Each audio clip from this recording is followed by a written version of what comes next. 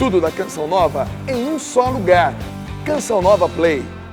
Senhor esteja convosco. Ele está no meio de nós. Proclamação do Evangelho de Jesus Cristo segundo João. Glória a vós, Senhor.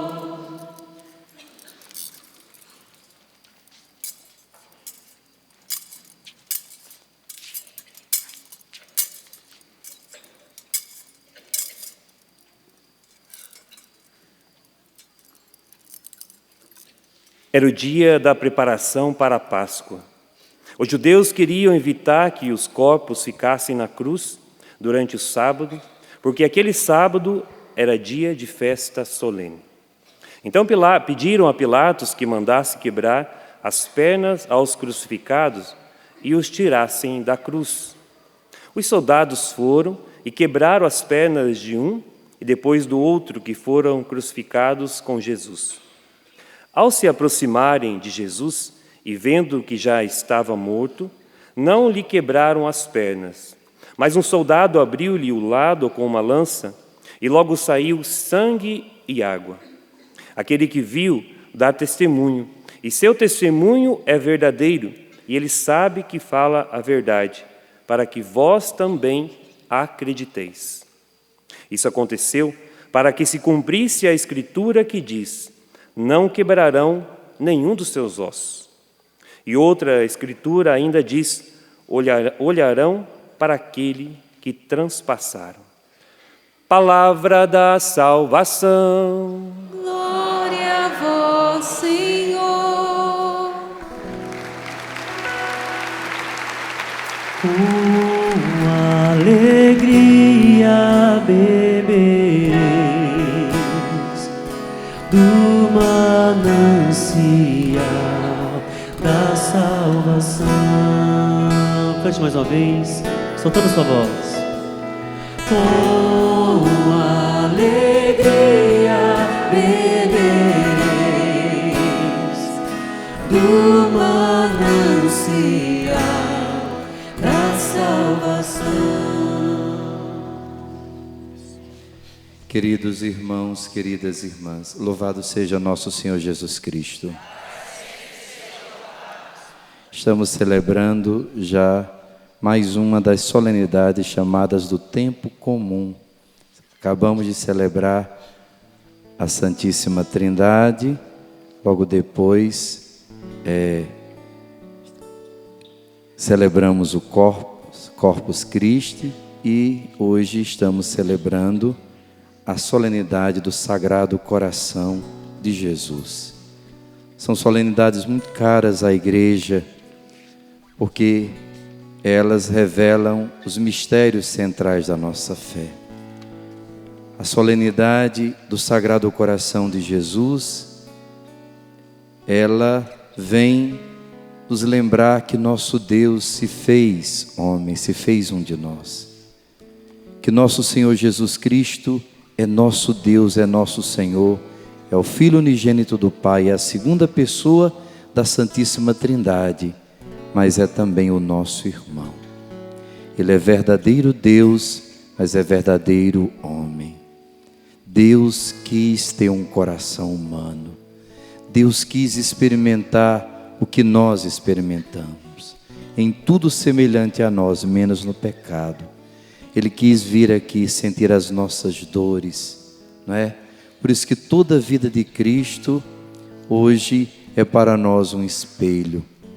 Os santos padres da igreja dizem o seguinte, uma coisa muito bonita: tudo que Jesus assumiu, Ele santificou e se tornou ocasião de salvação, de nos encontrarmos com Deus nessas realidades.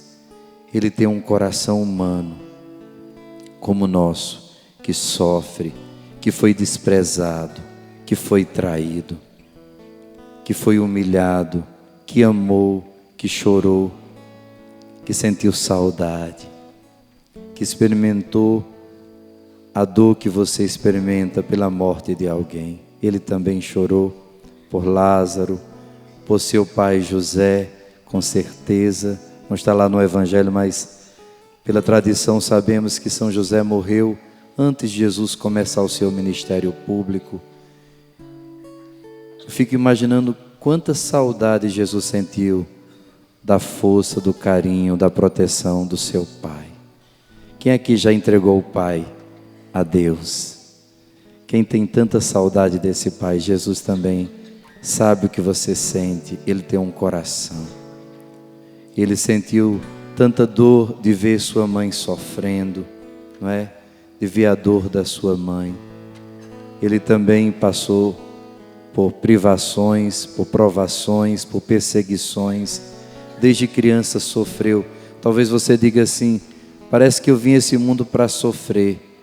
Desde criança que eu sofri tanto, fui tão perseguido, fui tão desprezado. Imagine Jesus, com pouco tempo de vida foi desterrado, não é, para o Egito. Passou tantas dificuldades, passou tanta pobreza, tanta humilhação, mas foi o coração mais lindo, é o coração mais lindo que já pisou nessa terra, porque é um coração cheio de amor. Então nós precisamos aprender com esse coração que não se cansa de nos amar, de nos chamar para perto de si, de nos atrair.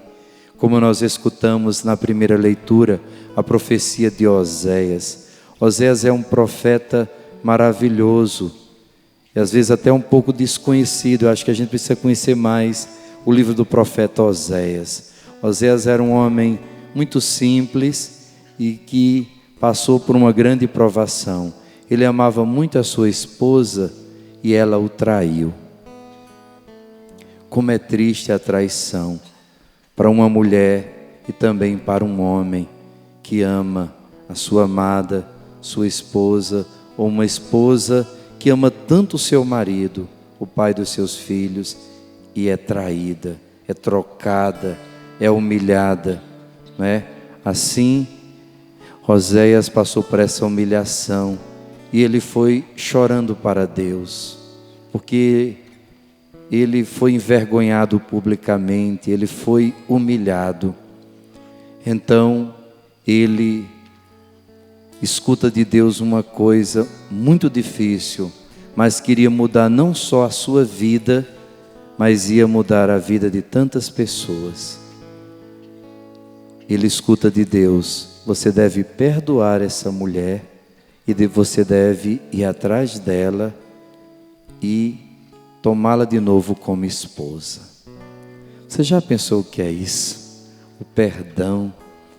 Você perdoar uma pessoa que lhe traiu, você assumir um casamento que você sabe que outra pessoa não lhe ama, gosta de outras pessoas. Como é humilhante, como é difícil.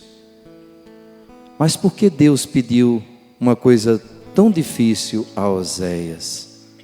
Porque Ele queria mostrar uma grande verdade, não só para Oséias, mas para cada um de nós. O Senhor nos ama, mesmo quando nós vamos atrás dos ídolos, nós vamos atrás de falsos deuses, de outros caminhos, quando nós o traímos. Eu nunca me esqueço de uma menina que, numa cidade lá da Bahia que eu trabalhei, ela era uma menina muito de Deus, da igreja, e ela era catequista, uma menina muito pura. Ela tinha um sonho de se casar, ela estava se preparando para se casar, para encontrar a pessoa certa e formar sua família. Então ela se guardava, e todas as colegas e os rapazes diziam que ela queria ser a santinha, a puritana, e a perseguiam, às vezes até a humilhavam muito, e diziam que aquela santidade era de fachada. Então ela não sabia, mas ela entrou numa grande tribulação. Os rapazes da cidade, alguns rapazes da cidade, fizeram uma aposta para ver quem ia conseguir tirar a santinha da igreja. E um rapaz que já tinha aprontado várias, que tinha tido muitos filhos e muitos casos com várias moças daquela cidade. Ele se fingiu de convertido e foi para a igreja. Chegando lá, ele então começou a se aconselhar com ela, se aproximou, pedindo ajuda, pedindo que ela fosse rezar por ele. E ele fez um plano realmente maligno. Ele foi mentindo para ela, foi conquistando, foi seduzindo aos poucos. Ela ficou muito apaixonada por ele, mas aí ele percebeu a influência da família, então ele a tirou também da família, tirou dos amigos da igreja, tirou ela da igreja. Quando ela se entregou a ele, na noite que ela se entregou a ele, ele a levou para um motel e colocou, depois que teve relação com ela, usou o batom dela para colocar, você é igual a todas as outras, ganhei a aposta. Ela sentiu-se destruída e ficou indignada contra Deus, contra tudo e todos, mas a família não deixou de rezar por ela, né? A mãe, uma santa de Deus, depois eles mesmos deram esse testemunho que eu estou dando agora. Ela rezou muito, pediu muito a Deus a conversão, e o que aconteceu? Essa menina foi tocada pela graça de Deus, e eu nunca me esqueço do que ela falou. Ela disse: sabe, gente, eu achei que aquele rapaz tinha me traído, mas depois, quando eu caí em mim mesmo, eu vi que eu tinha traído a Deus, eu tinha traído a minha família, eu tinha traído todo o plano de Deus. Eu me senti com tanta facilidade de perdoar aquele rapaz, porque eu descobri o quanto mal eu tinha feito a Deus, quanto Deus tinha me preservado, quanto Deus tinha um plano maravilhoso para a minha vida, e eu estraguei tudo. E Deus sempre com paciência me esperando, então eu não tenho que me revoltar. E começou a rezar por esse rapaz, e esse rapaz, meus irmãos, vocês acreditam que ele se converteu? Pelo perdão dela, ela foi lá e pediu perdão, não é? E ele foi tocado pela graça de Deus, se converteu, se casou com ela, e os dois vivem tão bem. A força do que é a graça de Deus e a graça do perdão incondicional. Mas foi necessário que ela entendesse que nós muitas vezes somos assim. Por isso que Oséias, faltando ao profeta, ele precisava passar por aquele perdão pela sua esposa, para ele entender que tantas vezes ele tinha errado e Deus sempre o perdoava, que tantas vezes ele tinha falhado com o coração de Deus, e o coração de Deus sempre misericordioso. E Oséias então, é tão bonito isso, porque ele se reconcilia com a sua esposa, tem novos filhos, Deus abençoa aqueles novos filhos que ele tem, e ele pode começar uma nova história. E a profecia de Oséias é esse grito então de Deus para uma humanidade que ama o dinheiro, o prazer, o poder, não é? Que ama tantos falsos deuses, os Baals, as Astartes, no passado. Hoje tantas coisas se colocam no lugar de Deus, inclusive a nossa egolatria, a nossa vontade, a nossa humanidade louca, que quer tomar o lugar de Deus, que quer criar leis contra a lei de Deus e tudo mais. E esse Deus insistindo em nos perdoar. Por isso, o primeiro convite que eu gostaria de lhe fazer nesse acampamento, movido por essa palavra de nosso Senhor através do profeta Oséias, perceba que a sua vida é uma vida de salvação, que sua história é uma história de amor. Por mais que tenha traição da sua parte para com Deus, dos outros para com você, de você para com os outros, não importa, o amor de Deus desde criança te segura. O Senhor diz: quando Israel era criança eu já o amava, e desde o Egito chamei meu filho, ensinei Efraim a dar os primeiros passos, tomei-os em meus braços. mas eles não reconheceram que eu cuidava dele. Como é triste a gente amar uma pessoa que não nos ama. Como é triste a gente correr atrás de uma pessoa que está sempre querendo ficar livre da gente, não é? Que não nos quer perto dela. Como é triste quando você quer chegar perto de uma pessoa, você quer que aquela pessoa te acolha, te escute, e aquela pessoa não quer te escutar. Você percebe. A gente percebe ou não percebe? Claro que a gente percebe. Como Deus sente essa dor de querer estar próximo de nós, estar tão perto de nós, estar sempre nos falando, nos conduzindo, e a gente não valorizar. Quem é pai e mãe aqui, levante a mão. Vocês têm muito essa impressão. Quanto amor. Parece que quando o filho é menor, mais indefeso, mais amor, mais cuidado, mais carinho. Mas cada vez que vai crescendo, vai ficando mais independente, né? Vai ficando mais... quer uma liberdade, quer uma autonomia. Pensa que o seu amor escraviza. Então, sinta-se compreendido e olhe para esse Deus que nos cuidava lá do céu, nos cuidava com seus cuidados através de uma família, através da sua palavra, dos seus profetas, através do seu povo, de tantas revelações que Ele ia fazendo, tantas graças que Ele ia dando, mas esse Deus que não quis apenas nos cuidar através de, mas Ele mesmo se fez um de nós, assumiu a nossa humanidade, como dizia no começo, veio viver entre nós, veio se tornar o Emanuel, Deus conosco.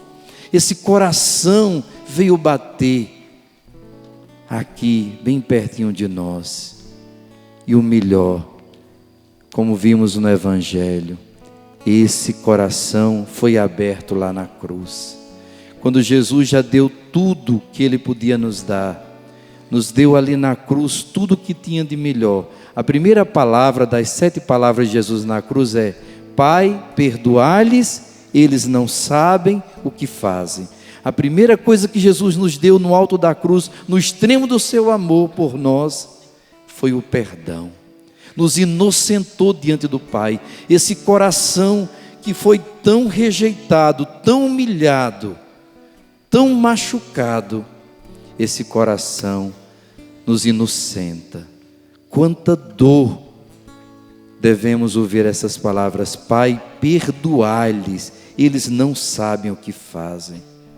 Gente, se você tem dificuldade de perdoar, olhe para essas palavras de Jesus. Será que aqueles soldados, será que aqueles chefes políticos e religiosos que condenaram Jesus, que castigaram Jesus, que humilhavam Jesus de todas as formas, que queriam destruir Jesus, será que eles não sabiam o que faziam? Para Jesus, não. Porque se a gente conhecesse verdadeiramente quem é Deus, quem é Jesus, jamais a gente o trairia, jamais a gente o destruiria, jamais a gente o ofenderia com os nossos pecados. Por isso, dê o perdão. Sinta esse perdão, sinta que Jesus nos inocenta diante do Pai, e pela força do perdão de Jesus, também inocente essa pessoa que lhe fez tanto mal. Eu já ouvi tantos testemunhos do perdão, como o perdão atrai a bênção de Deus. Ultimamente eu tenho recebido vários testemunhos. Nós temos a campanha de Santas Missas do Impossível, lá no Jardim da Imaculada, onde eu moro, lá na cidade ocidental, pertinho de Brasília, ali na Diocese de Lusiânia. E eu tenho visto tantos testemunhos de pessoas, quantas vezes a pessoa recebe uma palavra de Deus assim: perdoe as dívidas daquela pessoa que está lhe devendo, mas não pode pagar o que ela lhe deve. Perdoe, inocente essa pessoa, que Deus vai lhe dar muito mais. Gente, claro, cada um com discernimento, cada caso é um caso, mas se Deus lhe mandar inocentar alguém que não pode pagar, ou que às vezes até pode, mas não quer, e você pode inocentar aquela pessoa, eu lhe garanto, você vai receber uma bênção de Deus muito grande. Quem toma posse dessa palavra e vai fazer isso, vai se esforçar para fazer isso. Mas não só na parte econômica, principalmente perdoe quem lhe traiu, quem lhe fez mal à sua família, aquela pessoa que podia tanto te ajudar e não te ajudou, inocente aquela pessoa. Peça ao coração de Jesus, que nos inocentou na cruz, diante do Pai, que você também inocenta. Levante a mão e diga assim: eu inocento, Pai, em nome do coração de Jesus. Agora feche os olhos e pense nessas pessoas que mais lhe devem, que mais é difícil você perdoar. Diga: eu inocento essas pessoas diante do Senhor, que elas não sofram nada, Senhor, pelo que elas me fizeram. Quem quer receber de verdade o seu milagre nesse acampamento? Diga: eu. De verdade? Pois Deus está pedindo já uma coisa a você. Quem quer pedir muitas coisas aqui a Deus e quer receber, Deus está lhe pedindo uma só: inocente as pessoas que você tem mágoa. Perdoe de todo o coração. Inocente é aquele médico que por um erro a vida do seu pai ou da sua mãe ou de um filho foi tirada. Inocente. Diga: diante de Deus eu inocento. Aquela pessoa que destruiu seu casamento levando o seu esposo, diga: eu inocento em nome de Jesus. Que ela conheça o amor de Deus como eu vou conhecer, como eu tenho conhecido. E eu inocento, Pai, que ela não sofra nada por esse mal. E até eu digo a você, pessoas que já partiram desta vida, que talvez estão no purgatório sofrendo por algum mal que lhe fizeram, diga também, levante a mão de todo o coração, diga: Senhor, se tem alguma pessoa sofrendo no purgatório por algum mal que me fez, pelo coração de Jesus, eu inocento, eu peço perdão e eu perdoo. E eu peço que o coração de Jesus também a perdoe, que ela não sofra nada por minha culpa. Eu não a condenarei, eu não peço justiça, eu peço misericórdia para mim, para os meus e para ela. Amém. Esse é o coração de Jesus, um coração perdoador, um coração que sabe perdoar, um coração que sabe amar, um coração que sente prazer em fazer o bem. Gente, se a gente só ama quem nos ama de Jesus, só somos pagãos. A gente não faz mais do que a nossa obrigação. Alguém me fez o bem, eu tenho que fazer o bem, isso é justiça. Meu pai, minha mãe, meus irmãos, eu tenho que amar. Pessoas que gostam de mim, eu tenho que gostar delas. Essa é a justiça. Quem não quer ser só um pagão, quer ser um cristão de verdade? Amar quem não te ama, perdoar os seus inimigos, orar por ele. É difícil, mas é possível. Diga, coloque a mão no coração, diga: Jesus, manso e humilde de coração, fazei o meu coração semelhante ao vosso. A gente quer receber tanto misericórdia, mas a gente quer para os outros justiça.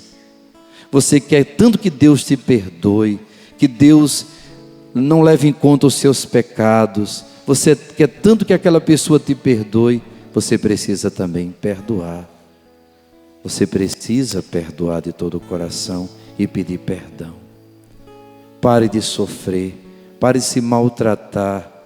Quem perdoa é uma pessoa livre. Quem tem ódio no coração é uma pessoa envenenada, é uma pessoa triste. Jesus não morreu em vão, o sofrimento dele não foi em vão. Por isso, ele está pedindo para cada um de nós: libere o seu coração, para que eu possa enchê-lo de paz, de amor, de saúde, de felicidade, de força. Tira esse ódio de dentro de você. O perdão é um ato de vontade. É uma atitude que você faz pela fé. Eu perdoo, eu inocento, acabou-se. Eu tiro esse processo da justiça, acabou-se. Quero a paz. Que entrego nas mãos de Deus, seja feita a tua vontade. Da minha parte, eu inocento. Amém? Como isso dá paz, como isso dá felicidade. Jesus também na cruz não só nos deu perdão, deu-nos o céu. E deu o céu justamente, o coração de Jesus, ao maior pecador que tinha ali. Quem era?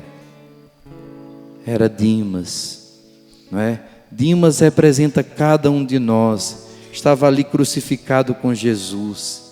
Quando o outro, que segundo a tradição chama Gesmas, quando ele começou a blasfemar contra Jesus, salvou a tantos, salve a ti mesmo e a nós, tira-nos dessa cruz. É aquela pessoa que só quer que Jesus resolva os problemas, sabe? É aquela pessoa egoísta, que só vem para pedir, exigir, que reclama, que está sempre só suplicando, pedindo, nunca está satisfeito, nunca sabe reconhecer nada. Você conhece alguém assim? Como é difícil conviver com uma pessoa sempre ingrata, sempre insatisfeita, sempre resmungona. Diga para o seu irmão, não seja murmurador. Deus não suporta gente murmurenta.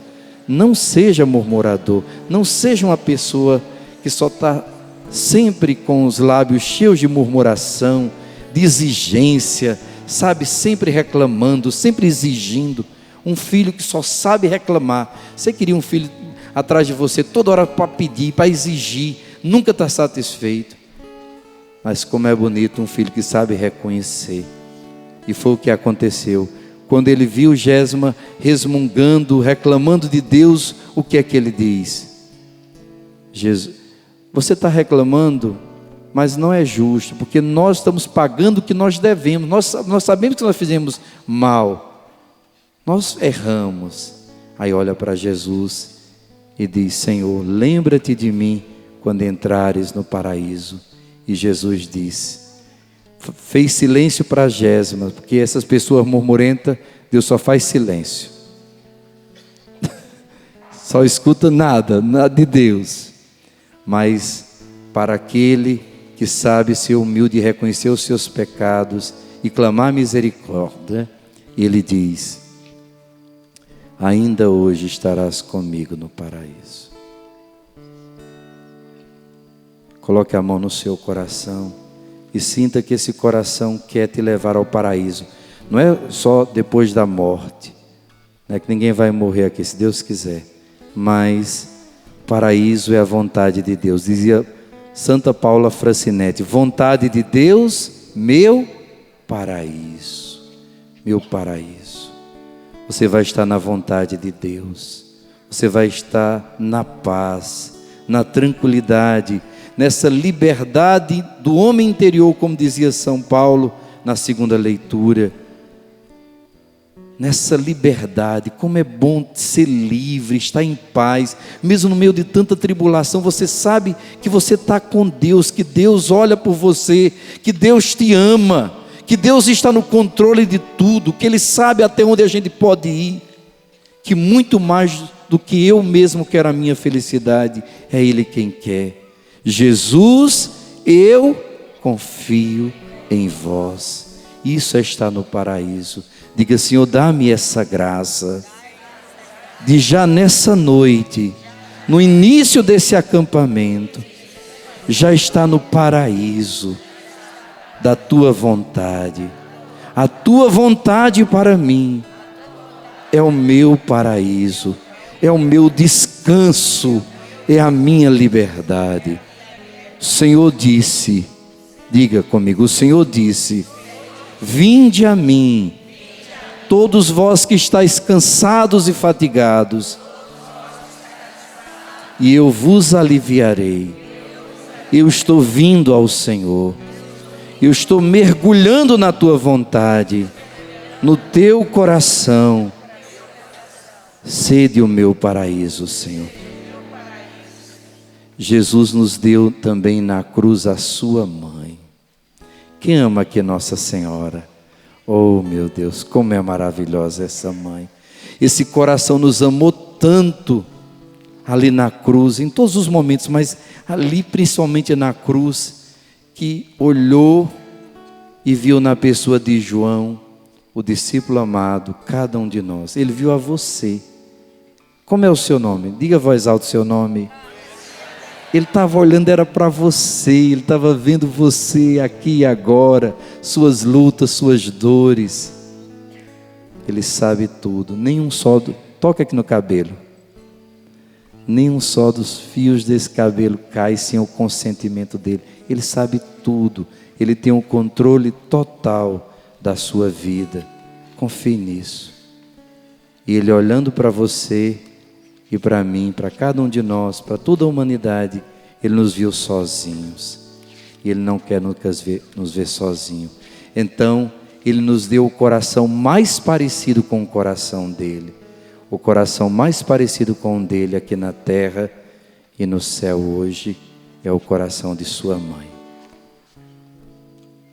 Feliz aquele que conhece o coração de Nossa Senhora, o imaculado coração da Virgem Maria. Ali é o nosso refúgio. Eu acho lindo a história de Fátima. Vocês conhecem? Quando Lúcia perguntou a Nossa Senhora se ela iria para o céu, Nossa Senhora disse que sim. Jacinta vai para o céu? Vai logo. E Francisco vai para o céu? Vai se rezar muitos terços. E disse que aquele menino de 9 anos rezava dia e noite, né, fazendo muita penitência. Aí quando Lúcia percebeu que só ele ia ficar sozinha dos 3, que os 2 iam morrer logo, iam com Nossa Senhora para o céu, ela disse: eu fico sozinha cá aqui na terra, o que será de mim, minha mãe? Aí Nossa Senhora diz uma palavra tão bonita, que é a mesma palavra de Jesus para nós hoje. Ele diz assim: não ficarás nunca sozinha, minha filha, mas o meu coração imaculado será o teu refúgio. Diga para quem está do seu lado: o coração de Nossa Senhora é o teu refúgio. O que é o refúgio? É um lugar seguro diante de um perigo. Quando acontece um perigo, a gente se refugia. Um lugar seguro, onde o perigo não nos alcançará. Quem quer esse lugar seguro? É o coração da mãe. Porque lá naquele coração só existe amor.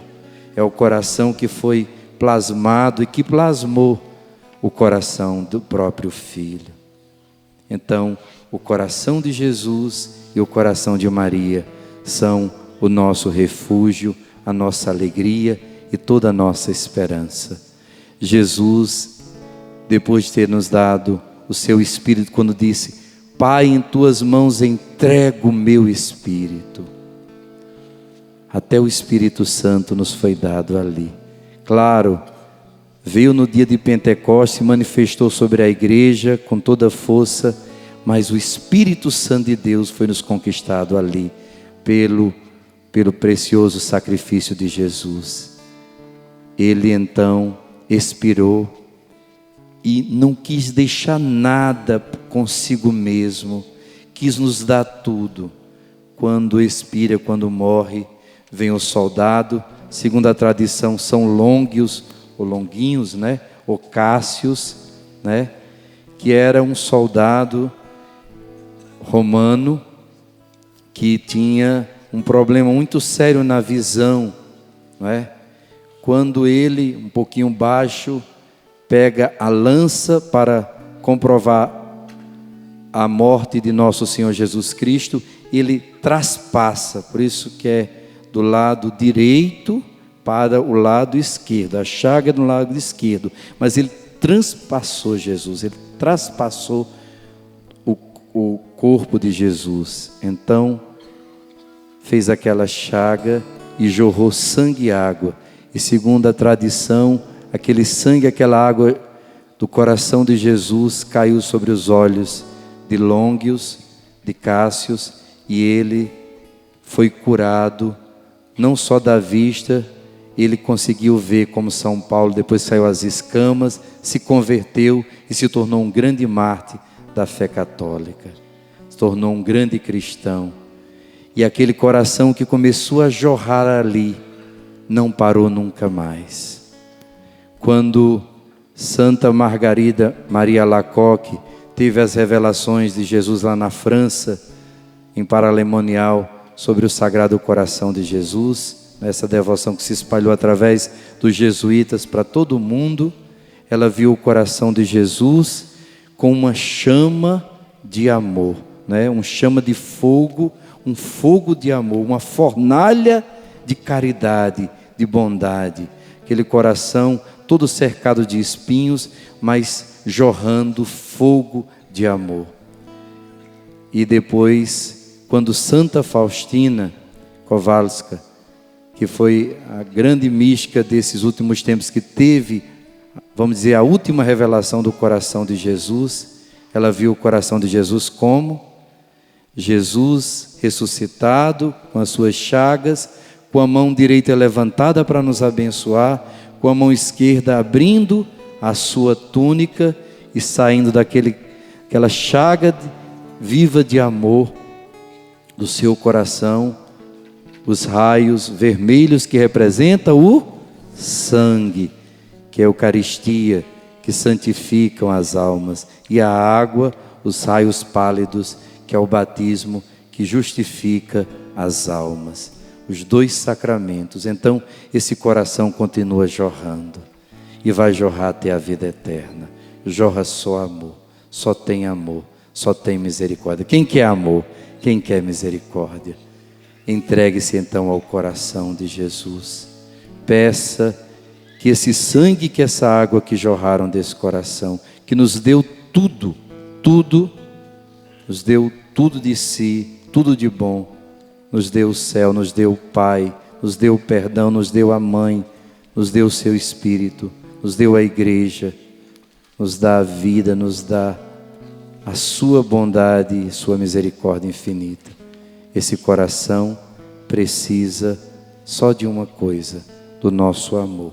Termino com as palavras de Santa Teresinha do Menino Jesus: amor com amor se paga.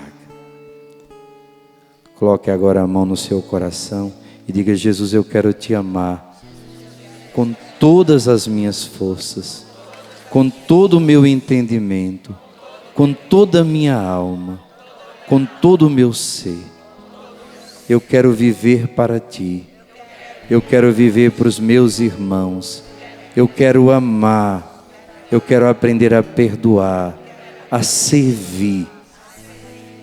E eu tenho certeza que o Senhor fará muito mais do que eu possa pedir ou imaginar. Por isso, muito obrigado, Senhor. Tudo da Canção Nova em um só lugar. Canção Nova Play.